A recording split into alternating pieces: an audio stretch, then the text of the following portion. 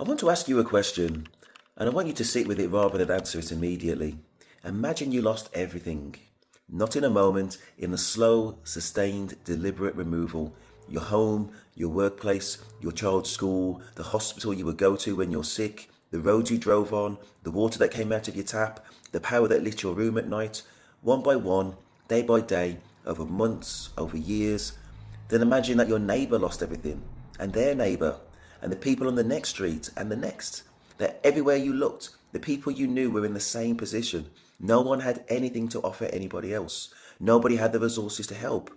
The community that might have held you up was itself drowning. And then imagine that this has been going on for 900 days, that there was no end in sight, that the forces doing it showed no sign of stopping, and that the world, the watching world, had largely moved on to the next story. I want you to hold that image because it is not hypothetical. It is a description of what is happening right now to the people of Gaza. And I think most of us, if we are honest, have stopped holding that image at the forefront of our minds. We have been encouraged to stop holding it, and this video is about why that matters and what it says about us. Next, I'm going to talk about the scale of what has been taken. Let's be precise about what has happened, not the politics, not the competing claims about who started what and why, the concrete, documented facts of what has been removed from the lives of the people of Gaza. The dead. Max Planck Institute estimates more than 112,000 deaths as of November 2025. 25% of them were children under 15. Those are not statistics. Each one was a person with a name, family, a history, a future that no longer exists. Life expectancy in Gaza was 75 and comparable to many middle-income countries, and a figure that had been steadily rising for decades. But research published in the Lancet estimates that life expectancy in Gaza has now fallen to approximately 40 years. For males, it has fallen to 35.6 years. That is not a health statistic in any conventional sense. It is a measure of what systematic destruction does to a population over time. The direct deaths, the collapsed healthcare system, the malnutrition, the disease that follows the removal of clean water and sanitation. No comparable decline has been recorded in modern history. Next, the children in education. Approximately 660,000 children in Gaza have had no school for 3 consecutive academic years. 3 years. The children who were 5 when this began are now 8. The foundational years of their cognitive development, the years when language, numeracy, and the capacity for abstract thought are being laid down, have been spent in rubble, in displacement, in fear. That is not a gap in education that can be filled later. Developmental windows close. The research of this is not contested. Approximately 20,000 students have been killed and about 1,000 educational staff. 97 to 98% of Gaza's school buildings have been damaged or destroyed, including 19 universities. And it is not just what they have not learned, it is what they have experienced instead. 3 years of witnessing death, displacement, hunger, and destruction is a traumatic load that will shape the psychology of an entire generation. There is no school that teaches you to process that. There is no curriculum that prepares it. Next, I'll talk about professions and institutions. Gaza before October 2023 had doctors, engineers, teachers, accountants, managers, business people. People who had spent years building expertise. People who ran things. The death toll has not fallen evenly. Universities, hospitals, and professional buildings have been struck. The people inside them, the educated, the skilled, the institutionally capable, have died or been displaced at significant rates. What remains is not just a destroyed physical infrastructure, it is a destroyed human infrastructure. The institutional knowledge, the accumulated expertise of functioning society has been removed. Even if the buildings were rebuilt tomorrow, the people who knew how to run them are gone. There is no functioning economy in Gaza. The UNCTAD reports that the real GDP in Gaza shrank by 83% in 2024 alone, 87% across 2023 and 2024 combined. GDP per capita has fallen to approximately $161 per year, 44 cents per day, returning to levels last seen in 2003.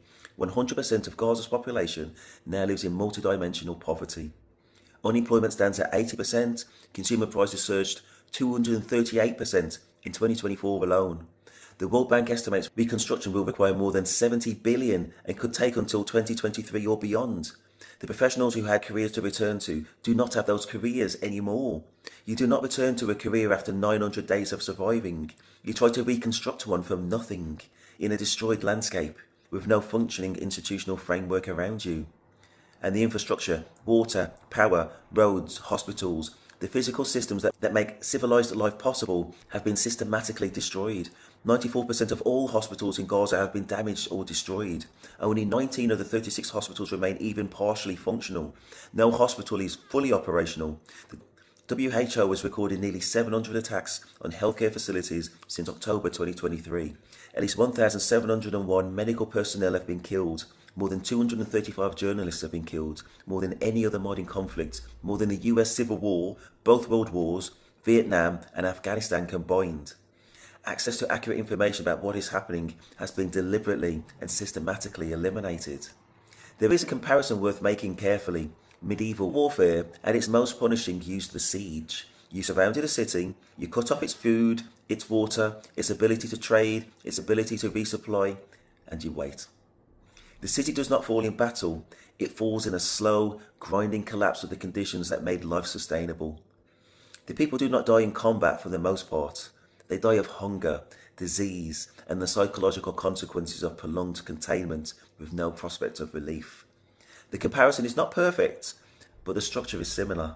What is happening in Gaza is not primarily a military campaign against combatants. It is the sustained destruction of the conditions that make civilized life possible applied to an entire civilian population. The distinction the law of armed conflict draws between combatants and civilians, between military targets and civilian infrastructure, has been progressively eroded to the point where it's lost its practical meaning. But there is a dimension to this that medieval siege warfare did not have, and that makes it in some ways more cruel rather than less. The medieval city under siege at least had the prospect of surrender and relief. The siege would end. Life, however reduced, would resume. But what is happening in Gaza has no clear end condition. There is no surrender that would be accepted. There is no negotiation that has produced a durable outcome. There is no visible horizon at which killing stops and reconstruction begins. 900 days, 900 mornings waking up to the same reality. No school, no work, no functioning economy, displacement, hunger, the constant presence of death. And every day that passes is not neutral. It's actively destructive.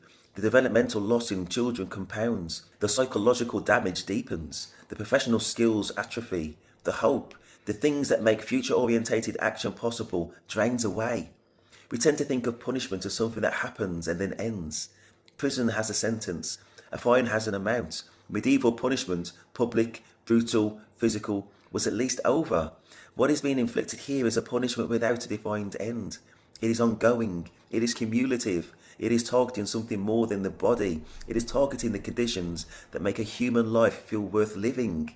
Pride, ambition, the sense that tomorrow might actually be better than today. Enterprise, the ability to provide for your family, the ability to educate your children, the ability to imagine a future. Those things once lost for long enough are extraordinarily difficult to restore, and every day they are not restored, they become harder to restore. That is not accidental. That is what sustained, comprehensive destruction does. And next I'll talk about self-reflection and what we would do. Because I want to return to the question I asked at the beginning, not rhetorically, genuinely. If a foreign power had been bombing your city for 900 days, if your children had not been to school for 3 years, if the hospital where you would take your sick child no longer existed, if the business you had built over 20 years had been destroyed, if your neighbours were in the same position and there was nobody nearby with resources to help you, what would you do? What would you do after 6 months, after a year, after 2 years, after you'd watched people you'd loved die? After the place you called home no longer existed?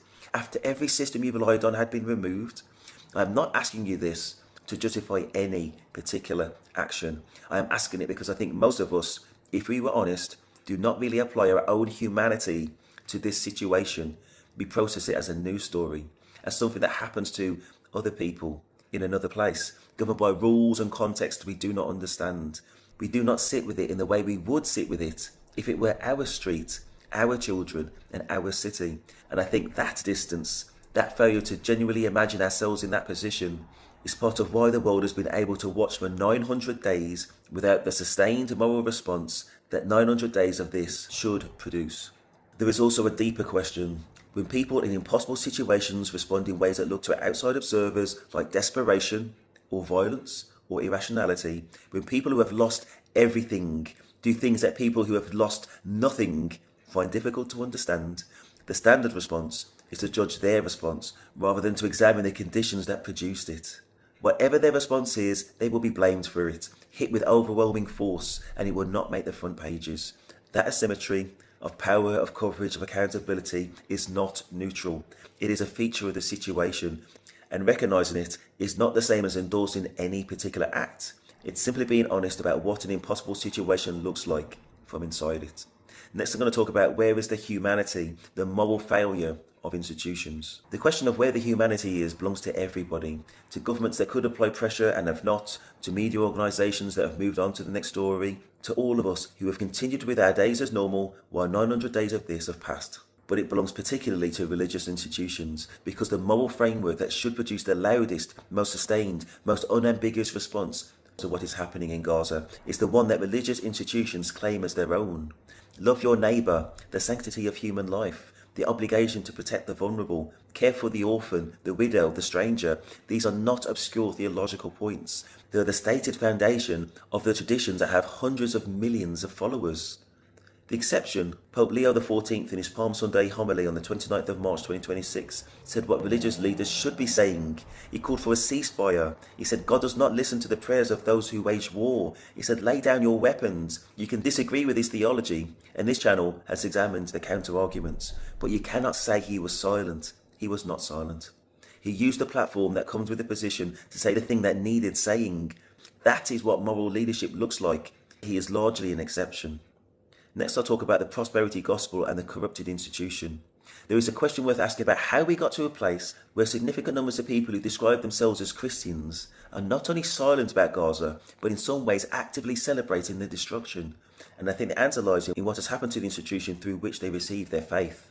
When the church's primary business model is donations, when sermons spend significant portions of their time on appeals for money, when the visible lifestyle of the leadership is private jets, designer clothing, when the measure of success is audience size and income rather than spiritual depth and moral formation, something has changed.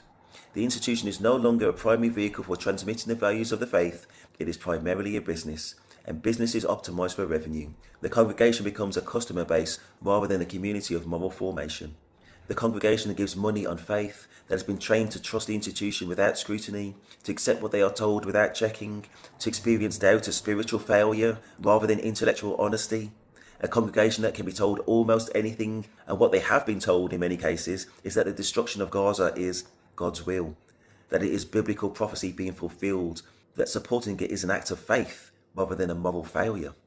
That is not a description of faith in God, it is a description of faith in the institution, and the institution in this case is demonstrably corruptible. When the goal is primarily money, and the corrupted speak in the name of the pious, and the people who have been taught not to check cannot tell the difference. Next, I'll talk about the Armageddon theology. There is a specific theological strand worth naming. There are significant numbers of people within American evangelical Christianity who believe that the escalation of the conflict in the Middle East, the destruction, the war, the chaos, is not a tragedy to be prevented, but a prophecy to be fulfilled. That the worse things get, the closer to the return of Christ. That working towards peace is counterproductive. That what looks like hell on earth is actually progress towards heaven. This is dissonance worth naming directly. People who identify as followers of the Prince of Peace, who carry the book that says, "Blessed are the peacemakers," are celebrating the conditions of war, famine, disease, and the destruction of human lives because they believe it brings them closer to God, who said, "Love your neighbour." They have not noticed the contradiction, or have they been trained not to notice? Here is the question dissonance produces. If you are celebrating hell on earth, if you are watching destruction, famine, the death of children, the removal of hope from an entire people, who exactly do you think you are worshipping? Because the God you described in the text you claim to follow said, "I was hungry and you gave me food. I was a stranger and you welcomed me. I was sick and you took care of me. What you do to the least of these, you do to me." The theology that celebrates the suffering of the least of these has departed from the text it invokes, significantly, permanently, and the people it has departed furthest from are the people of Gaza. Next, I'm going to talk about the forgetting, why we stop seeing. One of the things that happens over 900 days is the world stops paying attention. Not all at once, gradually. The front page becomes page 3 becomes a paragraph, the paragraph disappears, and the people experiencing it do not disappear. They are still there, every day, the same reality, slightly worse. We are, as a species, not well equipped for sustained attention to distant suffering. Our empathy is calibrated for proximity, for the person in front of us, for the community around us. The psychological literature on compassion fatigue is extensive. It is real. It is not a moral failing in the individual to struggle to sustain attention to suffering that is geographically distant and temporally extended. But there is something happening that is more than compassion fatigue. There is the active encouragement to look elsewhere. The news cycle moves, new crisis emerges, the algorithm serves the next thing, and there is in some quarters an explicit interest in the story not being told. Coverage of Gaza has declined, journalists have been killed, more than any comparable conflict in recent history. Access has been restricted. The mechanisms by which a story stays in public consciousness have been deliberately undermined. This matters because forgetting is part of the punishment. If the world watches, the pressure to stop is real. If the world looks away, there is no pressure. The forgetting is not a passive consequence of news cycles. It is, in part, a strategic outcome. And we participate in it every time we move on without noticing we have moved on. The responsibility of people with platforms, with influence, with reach, is to keep saying it, not once, not as a news hook, repeatedly, consistently. Every time there is an opportunity to remind people who are watching that this is still happening, that it has not been resolved, that 900 days of it has produced consequences that will last for generations, that reminder is a moral act. The silence of influential people is also a moral act. It just communicates something different. Next, the moral question, where is God in this? I want to ask a question sincerely, without a predetermined answer. The suffering in Gaza, the hunger, the disease, the deaths of children, the destruction of everything that makes human life feel worth living, does not come from God. Whatever your theology, whatever your tradition, whatever your understanding of the divine, the systematic infliction of death, famine, displacement, and the removal of hope from civilian population is not the work of a loving God. It is the work of human decisions, human choices, human indifference. The tradition that says God is love, that says the defining characteristic of the divine is compassion towards the vulnerable, justice for the oppressed, care for the stranger, has an unambiguous position on what is happening in Gaza. It has always had that position. The prophet said it, Jesus said it, the Psalms said it, the obligation to the stranger, the widow, the orphan, the hungry. It was not peripheral to the faith, it is central. Quote, "For I was hungry, you gave me food. I was thirsty, you gave me drink. I was a stranger, you welcomed me." Matthew 25:35 ESV. Quote, "He has told you, O man, what is good, and what does the Lord require of you but to do justice, and to love kindness, and to walk humbly with your God." Micah 6:8 ESV. Not support the army of the nation that claims to be God's people. Not celebrate the fulfillment of prophecy as children die. Not remain silent because the politics are complicated. Do justice, love kindness, walk humbly. That is the requirement. It is not being met. And the institutions that claim to speak for God, who issue the requirements, have in many cases found other things to say, or said nothing. The question of where God is in this is actually a question about where we are in. God, in the tradition this channel has been examining, acts through human choices. The suffering in Gaza is not God's will. It is a consequence of human choices made by people with power. The alleviation of that suffering will also be a consequence of human choices made by people with power and by ordinary people who choose not to forget, not to look away, and not to accept that this is simply how things are. To conclude, this channel covers power, accountability, and what happens when institutions face facts they would rather ignore. This video has been about a fact that much of the world has found it easier not to face. 900 days, 660,000 children with no school, more than 112,000 dead. Life expectancy in Gaza has fallen from 75 years to 40, a decline of 35 years, unprecedented in modern recorded history. A generation whose developmental years has been taken, a people whose future has been systematically dismantled. You cannot fix this from a YouTube channel, but we can refuse to forget. We can say it out loud when we have a chance to say it. We can insist that religious institutions that claim to speak for a God of justice and compassion be held to a standard of that claim. We can apply our own humanity to the question of what it means to have lost everything and what it means to have the power to watch that happening and look away. The empathy is still there. It has not left us. It has been suppressed by distance, by news cycles, by the sheer length this time has gone on, and a cultural environment that has made forgetting easier than remembering. The act of choosing to remember is itself a moral act. It is the beginning of accountability that might, one day, produce something different. If this gave you something to think about, please share it. This is the kind of conversation that needs to happen more, not less. Like and subscribe, and do not look away. And thank you.